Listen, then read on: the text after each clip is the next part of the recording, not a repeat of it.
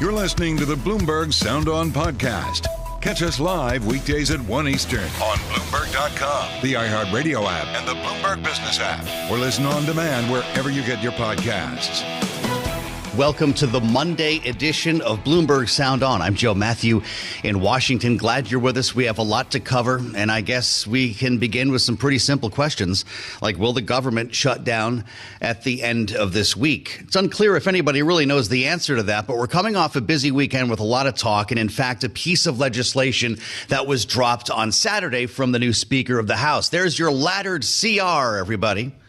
I don't have canned applause. Remember we talked about the laddered CR. It would have some agencies going out of business or running out of money at different times than others. Turns out it's not that complicated, as a matter of fact. There'd be two dates on this, one in January, the other in February. And it's looking like, without the steep cuts, without some of the so-called poison pills, the asylum law changes that were in original proposals that some conservatives were pushing for, that this might actually get enough votes to pass. And we know there's a continuing resolution coming in from the Senate. So dare to dream. Maybe the government doesn't shut down this weekend. Maybe it doesn't shut down at all this year. That's where we start our conversation with Congresswoman Chrissy Houlahan, the Democrat from Pennsylvania, is back with us. Just back in Washington, I understand, moments ago, Congresswoman. Welcome back to the party. It's great to see you, and thank you for joining us. What do you think about this piece of legislation? Is this something that Democrats would consider voting for?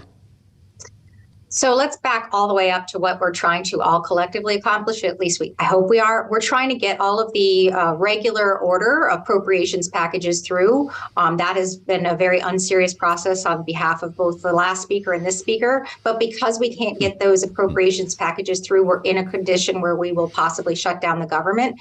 And what the Democrats have been asking for all along is to work together, to work bipartisanly and across the aisle on first the appropriations package, because that's what it's really all about. And second, if we can't get there on the CR. So what we're looking for is what's called a clean CR. To your point, I think in the introductory remarks, something that doesn't have a lot of the poison pills in it that we've seen in every single appropriations bill to date. And so it looks like a relatively reasonable request. Your question about the laddering is something that does concern me to some degree, because I think it sets a precedent that we're going to sort of piecemeal parts of the appropriation or the budgetary process. This could splinter into a CR for every one of the different appropriations bills perceivably or, in the future. And that's really concerning because that basically derails what should be the regular process to begin with. And it becomes a constant CR, which is really concerning. Right. I had a nightmare, Congresswoman. I was watching CNN and there were 12 countdown clocks all staring at me at once. But it turns out that's not actually what we're talking about in this. We got details for the sake of our listeners and viewers. You would see expirations for agriculture, energy and water, military construction, VA, and transportation HUD. Those are your four bills on the 19th of January. The 8 remaining bills, spending bills, would expire at the beginning of February. 32-page bill taken up by Rules Committee this afternoon. It looks like there will be a vote tomorrow, Congresswoman. Is that what you're hearing? Because from what we see here, the Speaker will need Democrats to pass this. So I haven't yet heard. Are you saying that it did pass the Rules Committee? Because that would be news for me. Is that news? No, not at all. I understand that Rules will be taking it up this afternoon. But are you hearing that it will be on the floor tomorrow and that it will require Democrats? That's part of the magic, right? First and foremost, it has to pass rules. And then when it gets to the floor, it has to pass another request to pass the rule on the floor for the whole body. And that requires that a majority of us say that we're ready to vote on this. So two things have to happen before we even have the possibility of voting on this CR together as a whole body. And Congress is sort of a wild ride lately, and that's not always a given. In fact, we've seen rules go down at least once or twice that I can remember in the last 6 or 7 months. So nothing is a given. Would you vote against it if it hit the floor? So I don't know yet is the answer to that. I feel as though it's a relatively speaking earnest effort. I do worry about the precedent that it sets in terms of the splintering of, to your point, the 12 different or 14 different countdown clocks. I am frustrated that we're at this place and really frustrated that we don't seem to be able to get along with one another across the aisle, but also within the Republican Party itself. And so it's just high weirdness, as my father used to say, and high dysfunction right now. And I'm hoping we do the right thing for the American people as quickly as possible. High weirdness. Congresswoman, can I tell you how refreshing it is to hear that? I don't know. Is that not my favorite answer? Look, we all really appreciate your honesty because I know that this hasn't been fully baked. Has the Democratic leadership, has Hakeem Jeffries weighed in on this, or is that the next step for you? No, to my knowledge right now, he has not weighed on it. They have not weighed in on it. I'll be interested to see what they say. That being said, I think each one of us has to kind of make our own choices, in this Congress. And I think it remains to be seen what this particular effort will look like once it comes out of rules or once it goes through, its initial votes or any of those other processes. And so I do have to say, I don't know. I think it's the appropriate answer right now. But Congress has this ability to sort of move at lightning speed or at glacial speed. And I hope that lightning speed, effective lightning speed, will be the choice this time. Well, let's say we pass a CR by the grace of God, the government doesn't shut down. Then it's the matter of dealing with the supplemental budget request that came from the White House many weeks ago now, Congresswoman. You don't need me to tell you. Money for Israel, money for Ukraine. They were packaged with Taiwan and border security. The first thing the new speaker did was strip apart or bifurcate, to use his word, the funding for Israel. How many weeks can this go on for? Because this is clearly delaying things, whether it's the right way to go or not. How many weeks do we have before this becomes an urgent matter in both Israel and Ukraine? Not many is the answer to that question. Several is, I think, probably the best estimate. And I agree that it is disappointing that the CR did not include any supplemental funding. And I very much believe that the supplemental funding should be all inclusive. All of the things that President Biden has asked for, Ukraine, the border, making sure Israel is protected, a lot of the emergency funding as well. And I feel as though that's something that really is pressing right now. But to answer your question, my impression is within the next several weeks, we really need to move forward on that. And if you look at where the votes are, we have the votes on the House side, certainly. Somewhere on the order of 300 or so of us, I believe, would vote for that sort of a package. What we don't have is necessarily it getting through rules and then getting it for a final vote on the floor. Well, you, I'm sure, have a unique view being on the Armed Services and Intelligence Committees.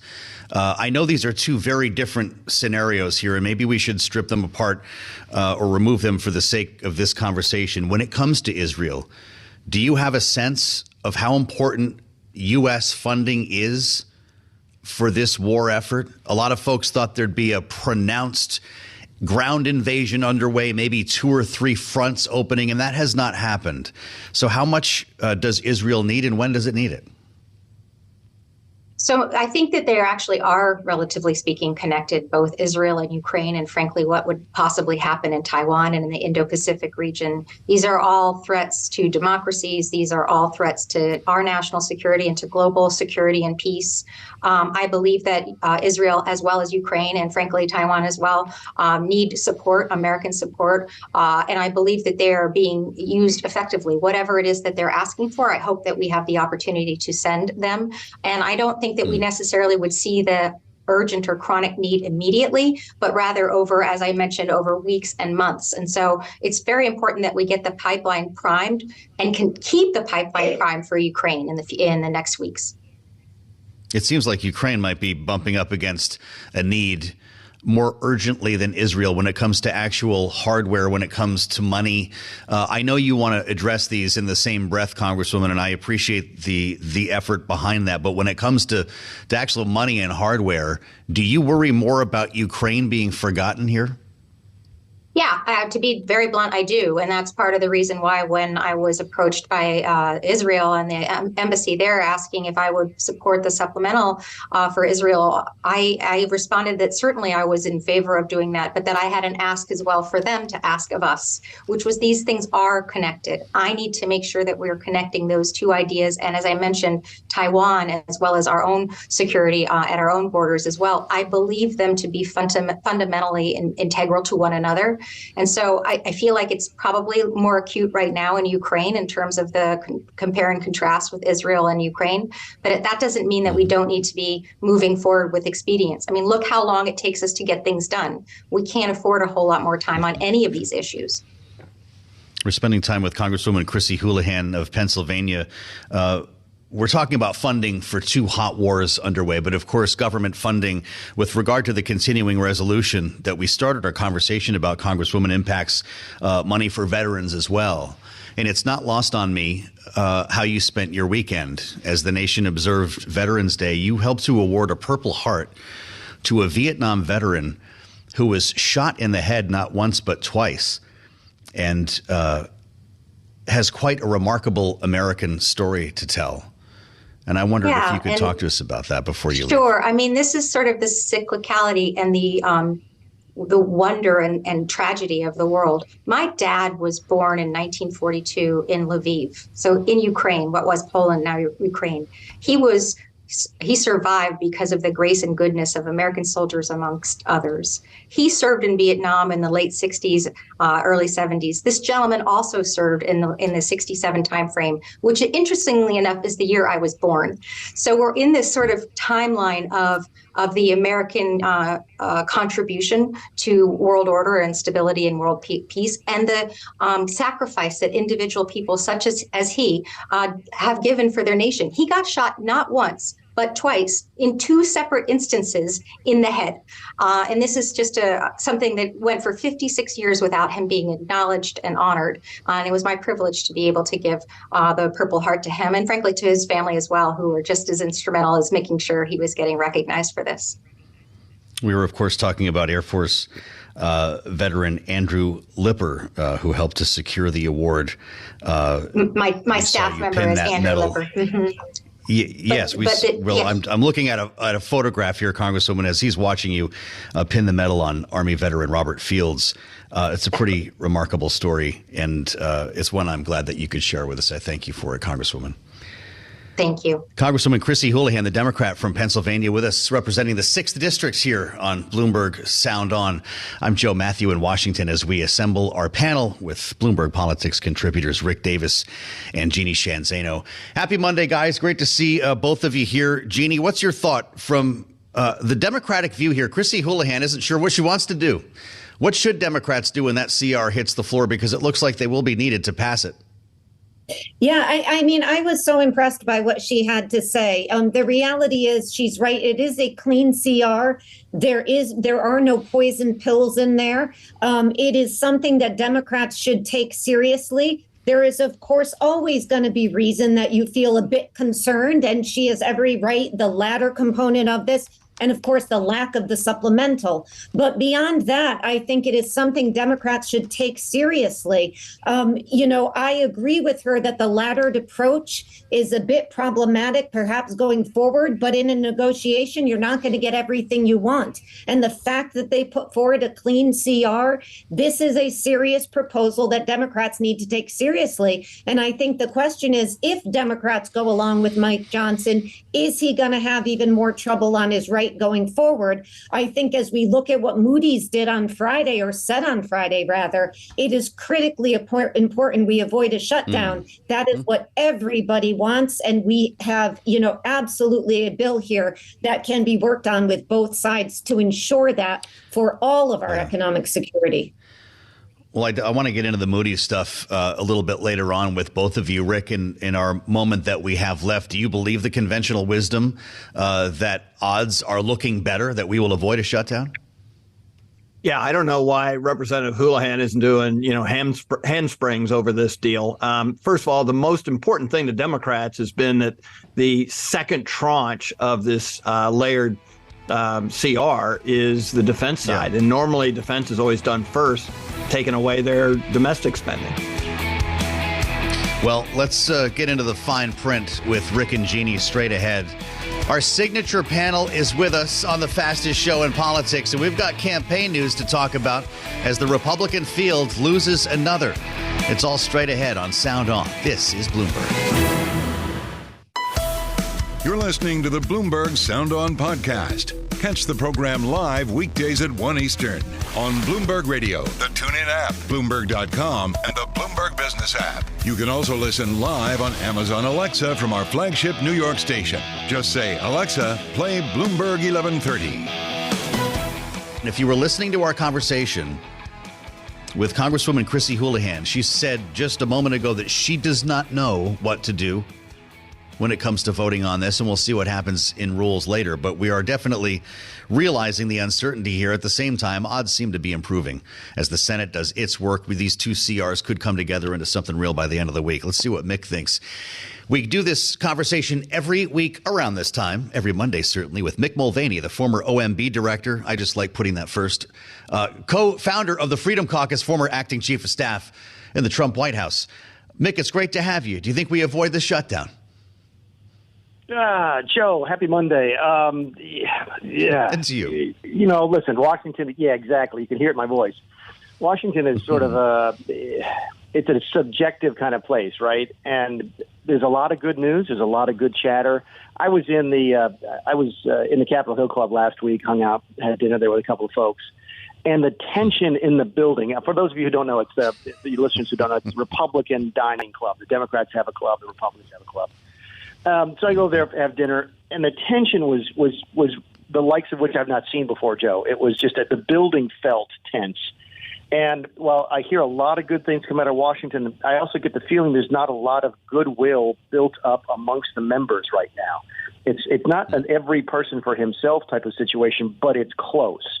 So when you hear people say, I don't know how I'm going to vote on this, which is what you just mentioned with the Congresswoman, yes, I get that sense a lot of people are in that boat, that they don't know how they're going to vote.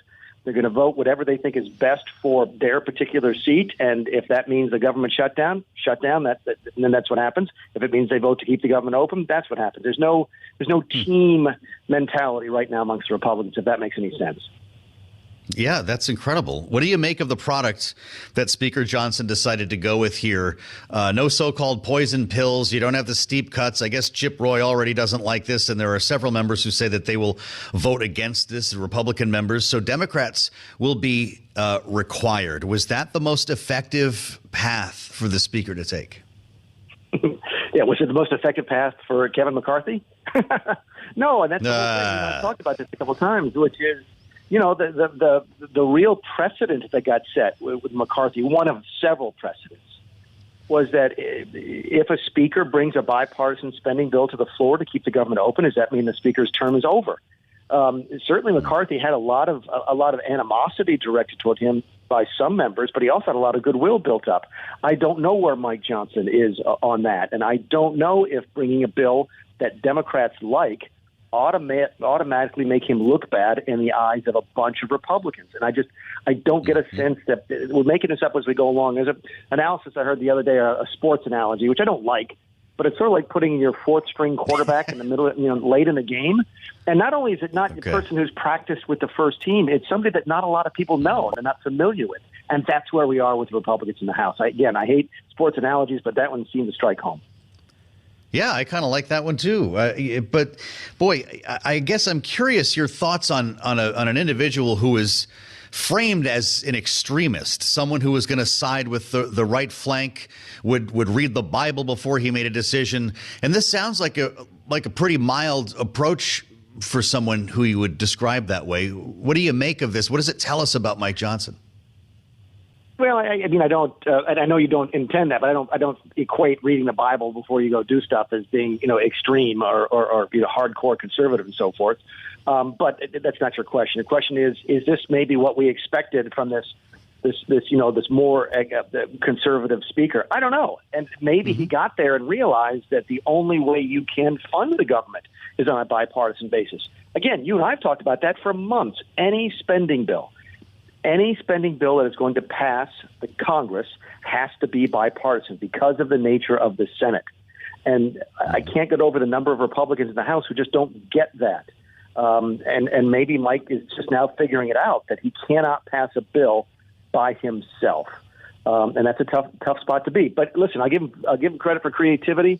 The two-step, the laddered approach, I thought was very creative. Never heard of that before. It sounds like it's getting at least some attention from all sorts of folks. So I give him credit for that. last question. The supplemental requests for Israel, for Ukraine, do those both wait until next year? I can't imagine the Israel thing waiting until next year. There's just too much support for it. I agree with what the Republicans in the House are trying to do in terms of splitting off Ukraine and Israel, because there is no reason for them to go together. There's nothing about the substance of the matter. There's nothing about the politics of the matter. There's no reason for them to go together, other than I think the administration feels like it's the last time they will get any money from Ukraine. So they're trying to marry it to Israel. And they're trying to ask for a bunch. I mean, $60 billion, Joe, they can't spend that in a year or two. We spent $60 billion on Superstorm Sandy, and I don't think all that money is even spent yet. Anyway, I do think Israel will pass, but I don't think it'll be married to Ukraine. Ukraine's going to be tough, but it will pass as well. Ukraine money might have to wait till next year. Mick Mulvaney, great to have you back. Happy Monday. To your point, Mick, we'll see where we are next Monday. Are we open or are we closed? Mick Mulvaney joins us every Monday here on Sound On, and we'll find out as we reassemble the panel for their take on what we just heard. Rick Davis and Jeanne Zaino. Rick, what do you think about Israel and Ukraine? There is a thought that this is the last train leaving the station before the end of the year in this continuing resolution. What do you see?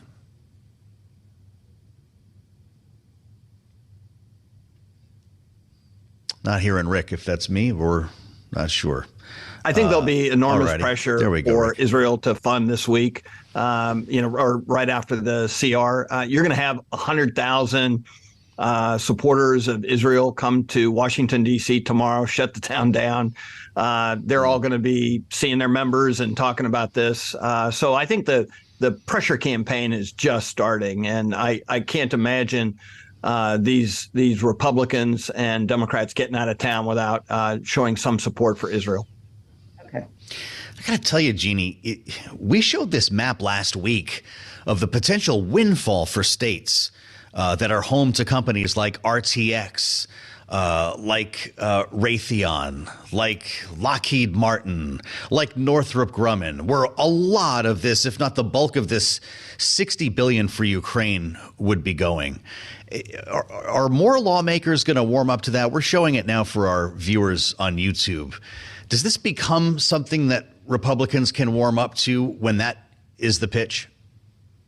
I think so. And in your conversation with the representative, she just said, and we know this, that there is widespread bipartisan support for this. Yes, there are people on both sides, on the right and the left, particularly in the House, who will not support it. But a number over 300 these days in the House is pretty darn good. So I think, your point about the economics of this is critical. We're going to see the meeting with Biden and Xi Jinping. I mean, all of these things go together. And this is a case that's got to be made, and I think it will pass. But I do think they have to do it sooner rather than later, which is a concern about the fact that it's not included in this bill the speaker has put forward. But of course, you can't get everything in one bill. And so they're going to have to do it as a supplemental.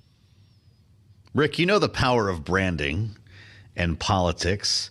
Why not come back around with a supplemental request for America's defense industrial base, about $60 billion? Well, I would have thought even more compelling was the pitch that the Biden administration did do, which is let's support the democracies around the world, including our own. I do think what unlocks the Ukraine money, is border security money. And nobody needs a border security plan funded more than Joe Biden. If he has any chance of winning re-election, he's got to do something proactive about border security. It can't just be, to pay people who are processing immigrants coming into the country. It's got to be about security. And I think if the Senate can give him something like that, there could be a grand bargain before the end of the year. Jeanne, I've only got 30 seconds to news. Is that the way this ends? Border security unlocks Ukraine funding. I think so. And you heard the rhetoric when we may talk about it. Donald Trump over the weekend, they are playing hard, and Trump's team on the issue of immigration and security. Biden has a perfect run here to try to get the upper hand on that, or at least a hand. And he desperately needs that as he goes into this election. So it is almost a gift to Joe Biden if they can couple this and get all four of those things at once in a supplemental. Great Great conversation. Thanks to Rick. Thanks to Jeanne. Thanks to Mick Mulvaney and Congresswoman Houlahan. We covered some ground. You're listening to the Bloomberg Sound On podcast. Catch us live weekdays at 1 Eastern on Bloomberg.com, the iHeartRadio app, and the Bloomberg Business app. Or listen on demand wherever you get your podcasts. You made it to Monday. So did Kailey Leinz. Nice to see you. Likewise. We're counting down to a government shutdown. We've got, 5 days to make this work? Yep. We've got another candidate out of the race in the Republican field, the race for president. And we're talking about neither right now because we have breaking news. On the other branch of government. Amazing to me. Yes, absolutely. We do have three. It's a trifecta. Some might forget. Legislative, executive, and it's the judicial branch making news this afternoon. Well, yes, it is, Kailey Leinz. I wonder sometimes when you hear us talk about the White House, Senate, House, how many people think those are the three? And I hope I never hear the answer to that. Because we're talking about the code of conduct, ethics. When you think about the work that ProPublica has done that has led to an extreme level of doubt, lack of confidence in the institution here based on these yachting trips and the fishing trips and everything that certain justices were taking. Apparently, the court has its own answer. Yeah, the Supreme Court today adopting a code of conduct, a binding code of conduct for the first time, Joe, amid all of these ethics controversies the court has been facing. Of course, what you were referring to, a series of ProPublica reports specifically around Justice Clarence Thomas and his relationship with billionaire Harlan Crow. It raised a lot of concerns on Capitol Hill. Of course, the Senate Judiciary Committee had been trying to get many of these individuals to testify before them. But even some of the court justices themselves had been suggesting that a code of ethics was needed, and that seems to be what the court has adopted today. Well, as a matter of fact, I'll sneak up on you with that. Elena Kagan was talking about this in August. She was one of a couple of justices, to your point, who had opened the door to this to at least give us a sense that they were talking amongst themselves, not just waiting, for instance, for the Judiciary Committee to do something, because they've been talking about it, too. Here's Justice Kagan. You know, we could decide to adopt a code of conduct of our own that either follows or decides in certain instances not to follow the standard code of conduct. And that would remove this question of what can Congress do, or at least, you know, it would put it in a different light if Congress continued to act. And, you know, look, it's not a secret for me to say, and there's been, that, you know, we have been discussing this issue. And that was in August. Fast forward a few months. This is real. Yep. Kailey, the headlines that are crossing the terminal also indicating that the code largely codifies existing principles. So we need to learn more here.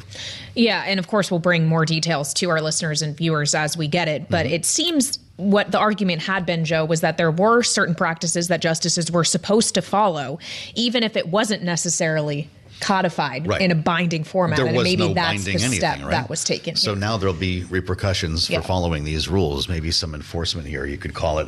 Pretty remarkable. Breaking news. Find more on the terminal and at Bloomberg.com. Right now, the Supreme Court announcing its own code of conduct that it apparently has already adopted. We'll see how this works out. Greg Stohr is the best Supreme Court reporter in the country. He's with us here at Bloomberg, and I'm sure is chasing this down right now. We'll have a lot more for you as we make our way through it.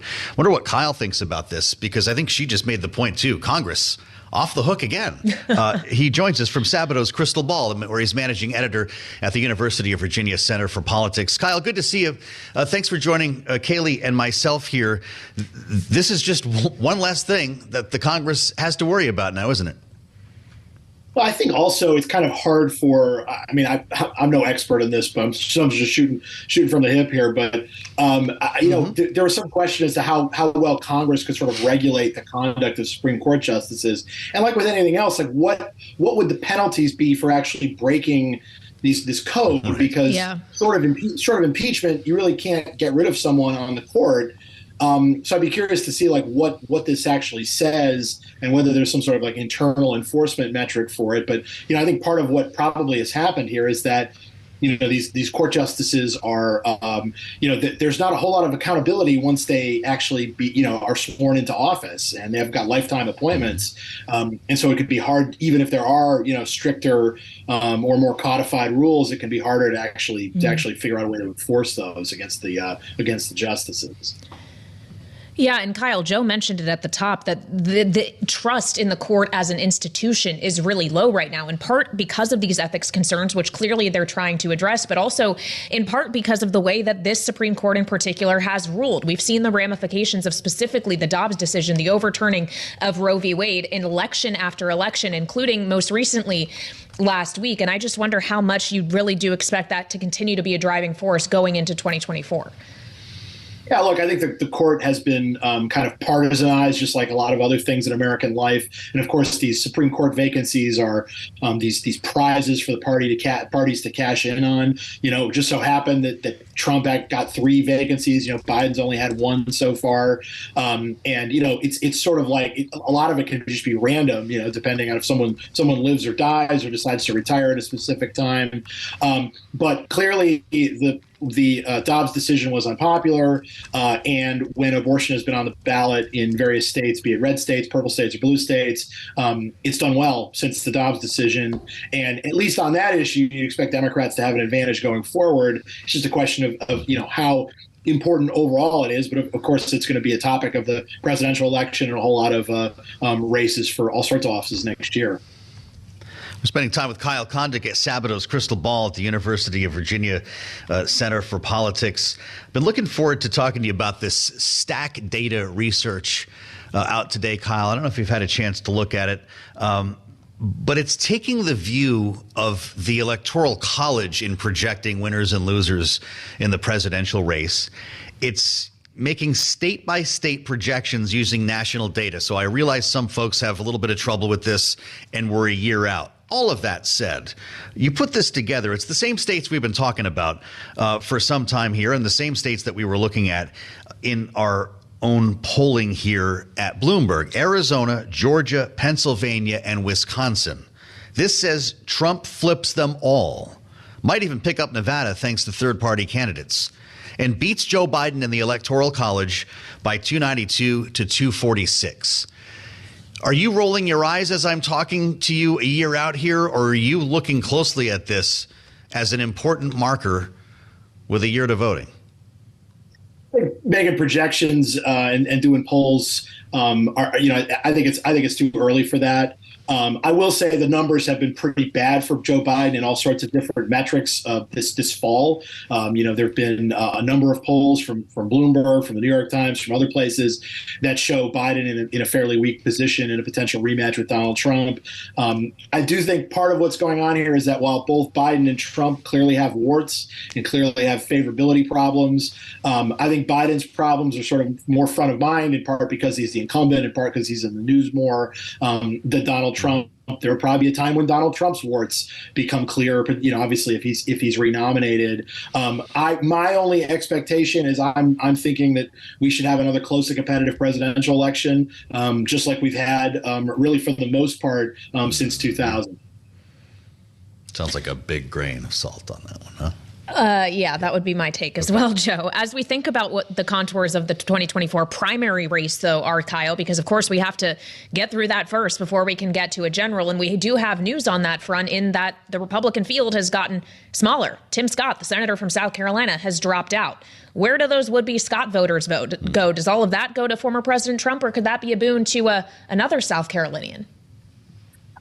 You know, look, I mean, Scott was not polling particularly high, particularly in national surveys. He did have some kind of mid-single-digit support in Iowa, high to mid-single-digit support in South Carolina.